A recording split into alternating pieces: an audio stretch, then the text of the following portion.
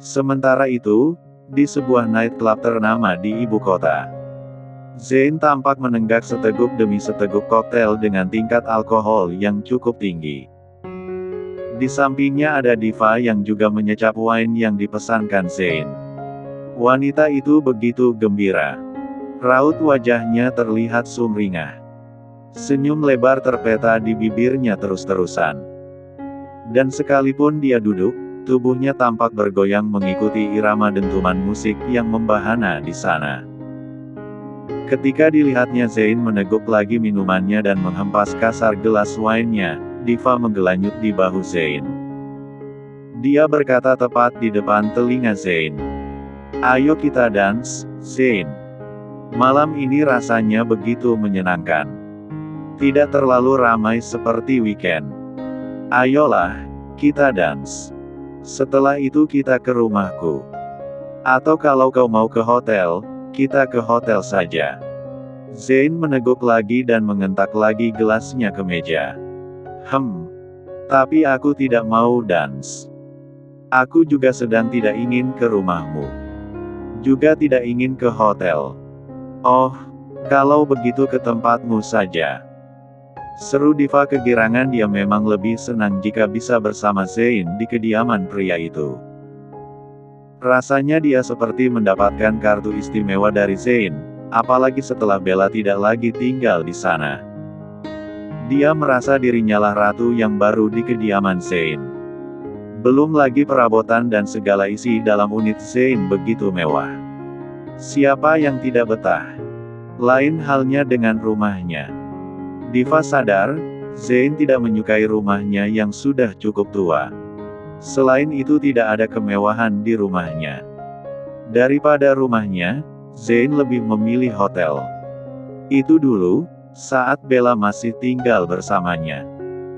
Tapi kini, setelah Bella tidak lagi bersama Zayn, harusnya Zayn membolehkannya tinggal di penthouse itu bersamanya. Itulah harapan terbesar Diva. Ayolah, Zayn. Kita ke tempatmu saja kalau kau tidak mau di hotel. Tapi, sebelum itu, kita berkunjung ke toko itu ya. Ada mainan baru, kita bisa mencobanya. Kau mau kan? Ark. Diam kau, Diva. Seru Zayn tiba-tiba. Hatinya semakin kacau saja hari demi hari tanpa Bella di sisinya. Sekalipun Valdo telah melapor padanya bahwa dia berhasil mengubah isi surat pernyataan medis atas nama Bella, Zayn tetap merasa kurang puas dan tetap tak bahagia. Yang dia inginkan adalah Bella kembali ke sisinya. Zayn ingin hari-harinya yang dulu, ketika Bella masih merupakan istri yang baik dan patuh padanya. Zayn merindukan hari-hari itu, kebersamaan itu. Kenapa sih denganmu? Hanya karena kehilangan istri yang tak bisa kau sentuh saja kau begini sewotnya. Lagi pula, istrimu itu selingkuh kan? Kenapa kau masih begitu bucinnya sama dia? Diam kau. Kau tidak tahu apa-apa. Ya karena tidak tahu, makanya aku bertanya. Lagi pula, menurutku kita harusnya yang menikah. Karena kita ini sudah sama kondisinya. Dengna kau menikah denganku, maka kau bisa melepas hasratmu. Tidak perlu mencari pelampiasan di luar seperti saat istrimu masih bersamamu. Kau melihatnya, kau jadi berhasrat, tapi tak bisa lampiaskan dengan dia. Malah mencariku. Terkadang, aku pun merasa sakit hati. Aku bagai ban serep yang dipakai hanya saat ban utama rusak. Aku juga punya hati, Zayn. Aku juga punya harga diri.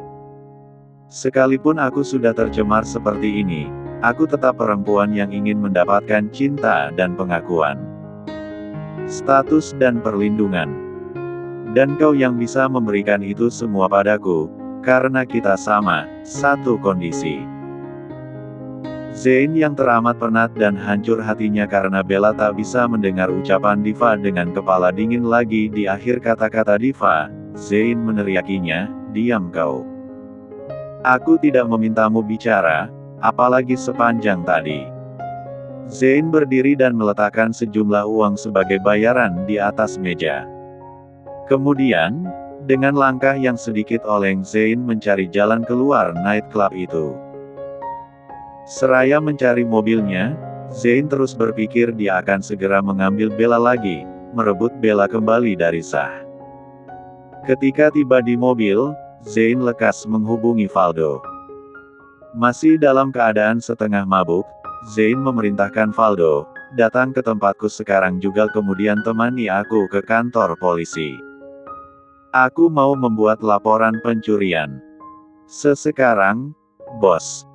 Tanya Faldo terheran-heran. Dia baru saja pulang dari menonton bioskop dengan pacarnya dan barulah selesai membersihkan wajah dan sikat gigi.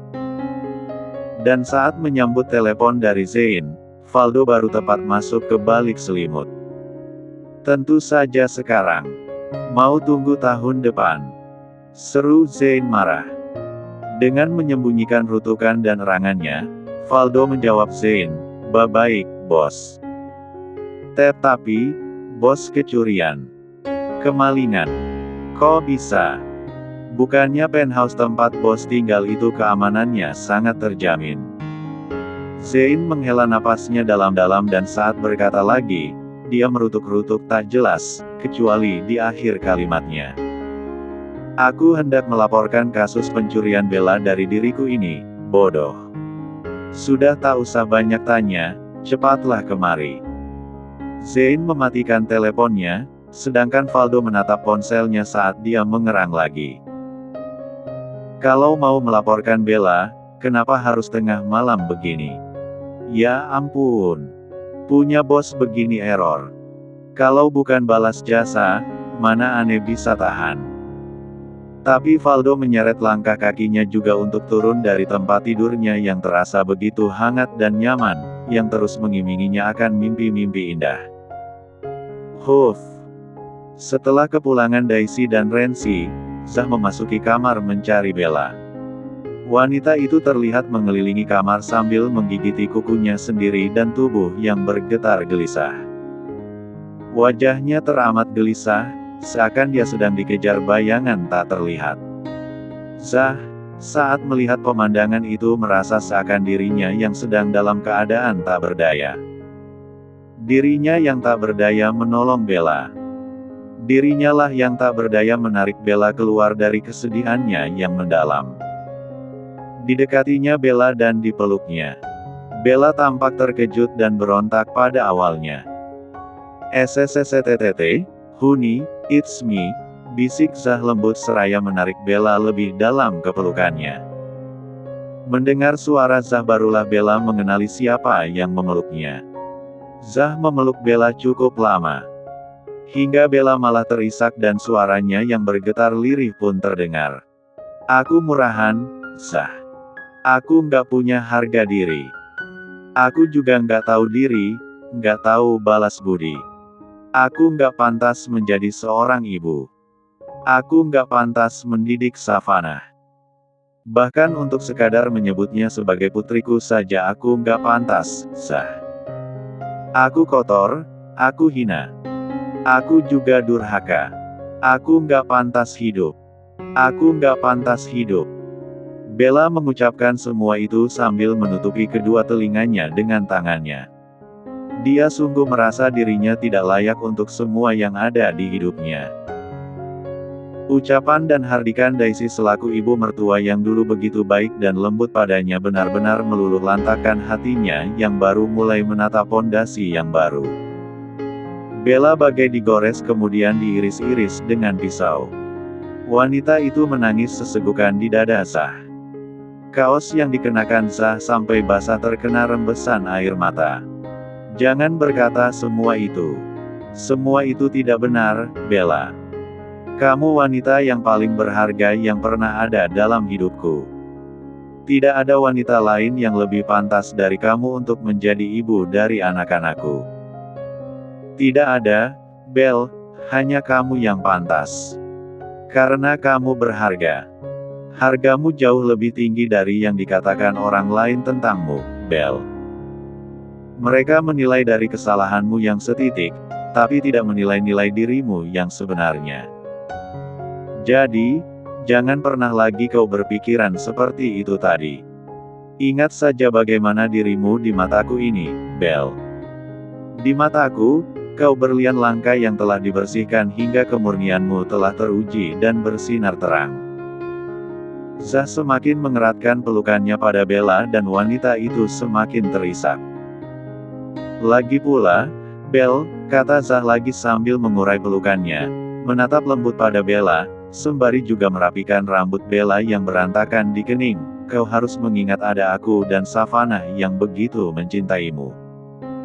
Itulah hargamu yang sesungguhnya. Cinta dari kami. Karena itu, kau pun harus mencintai dirimu sendiri. Bella mengangguk meski masih berlinangan air mata. Dan jari ramping Zah menghapus jejak air mata di pipi Bella. Forgive yourself. Baru kamu bisa meraih kebahagiaan di masa depan. Forgive yourself, Bella. Aku dan Savannah sudah memaafkanmu. Aku dan Savannah sangat mencintaimu. Kami membutuhkanmu, Bella. Aku juga mencintaimu, Zah.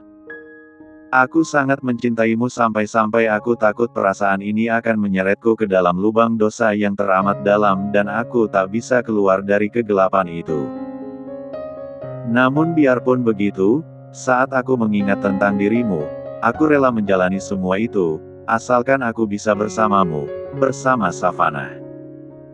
Hanya itu yang aku inginkan dalam hidup ini. Zah kembali memeluk Bella. Kita akan terus bersama. Tidak akan ada yang bisa memisahkan kita, Belle. Kita akan terus bersama. Bisikan Zah begitu merasuk dalam diri Bella. Bersamaan dengan itu pun Zah tak bisa menahan dirinya untuk tidak M3NC Bella. Bip 1R-nya menyapa L3 embut dan pelan pada Bip 1R Bella dan Zah M3 Lum 4T pelan Bip 1R Bella. Di saat seperti itu, setengah benaknya berkata pada Zah untuk berhenti. Sepengetahuan Zah, Bella terjangkit virus Zane, jadi dia tak boleh menyentuhnya. Setengah benaknya yang lain mengiris hatinya bahwa Zane sudah menodai tubuh Bella. Hatinya sakit mengingat hal itu. Sedangkan untuk membayangkannya, Zah tak sanggup tapi lagi-lagi, hati Zah menampik seluruh larangan dan sakit hatinya itu. Hatinya begitu menginginkan Bella. Dia tak peduli, sekalipun dia akan terjangkit virus yang sama, Zah tak peduli lagi. Yang diinginkannya saat ini hanyalah melingkupi diri Bella dengan segenap cinta yang ada dalam dirinya. Itulah sebabnya, Zah tak bisa menghentikan perempat-duan Bip 1R-nya dengan Bip 1R Bella. Belum lagi kerinduan yang begitu dalam, yang telah lama terkubur itu tiba-tiba menyerang seperti badai yang dahsyat saat Bip 1R-nya M3 Lum 4T Bip 1R Bella. Setelah selesai melakukan penempatuan Zah bangkit dari tempat tidur. Saat dia menuju toilet, bel pintu terdengar dan berkali-kali seakan tiada henti. Zah dan Bella saling berpandangan dengan Bella yang sudah memucat wajahnya. Di benak Bella, dia begitu takut karena tebakannya yang datang saat ini adalah Zane, atau Daisy, atau Renzi. Tubuhnya sudah bergetar lagi tapi Zah menghampiri dan memeluknya. Jangan takut, ada aku di sini. Kau tetaplah di dalam kamar. Biar aku yang membuka pintu. Bella mengangguk. Zah cepat mengenakan pakaian kemudian menuju pintu depan. Ketika dia membukanya, 3 pria berdiri di depan pintu sembari menunjukkan lencana kepolisian mereka. Kami mendapatkan laporan bahwa Anda mencuri istri dari pelapor. Apa? Spontan Zah bertanya saking dia terkejutnya dengan kedatangan para polisi ini. Jangan mengada-ngada Anda semua. Tidak ada hal seperti itu. Zah mengelak dengan marahnya dan hendak menutup pintu, tapi seorang dari penyidik itu menahan pintu dan mengeluarkan selembar surat. Tolong dilihat dulu, Pak. Zah mengamati surat itu dan baru menyadari bahwa itu adalah surat penggeledahan. Ini salah paham, Pak Penyidik yang terhormat semua. Saya bisa menjelaskan. Tapi tidak begini caranya. Saya juga bisa menuntut balik Zain atas KDRT-nya pada sang istri.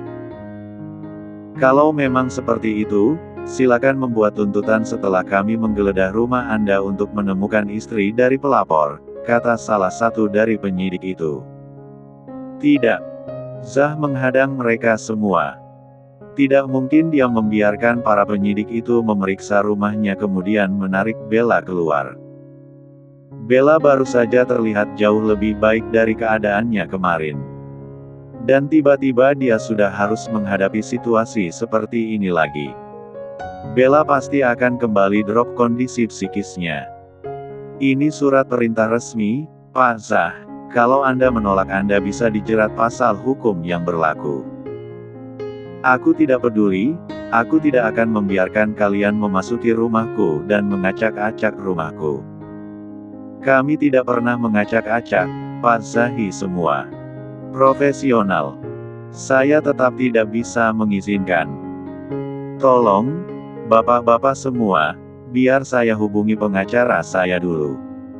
Ketiga penyidik itu saling bertatap-tatapan sebelum mereka akhirnya mengangguk. Zah tidak membiarkan mereka masuk dan dia menelpon pengacaranya di depan pintu. Setelah berbincang sebentar dengan pengacaranya dan memberitahukan permasalahan yang dihadapinya, Zah pun menutup teleponnya dengan masih membiarkan tiga penyidik itu tetap di depan pintu. Pengacara saya sedang dalam perjalanan ke sini. Jadi, Anda sekalian mohon sabar menunggu. Mereka mengangguk dan menunggu. Ketiga penyidik itu mengisi waktu dengan merokok. Mereka kini berdiri di dekat jendela, berusaha menyabar-nyabarkan diri untuk menunggu. Zah memanfaatkan waktu itu untuk mengetik pesan dengan cepat, kemudian menghapusnya dari ponselnya. Setelah itu, Zah kembali menyimpan ponselnya. Setelah 15 menit berlalu, kemudian 20 menit berlalu tiga penyidik itu sudah tak bisa bersabar lagi. Ini sudah terlalu lama. Kami bukan tidak mempunyai pekerjaan lain. Mohon tunggulah sebentar lagi. Saya akan membiarkan Anda menggeledah rumah saya asalkan pengacara saya bisa mendampingi kegiatan itu. Jika tidak, saya tidak mau.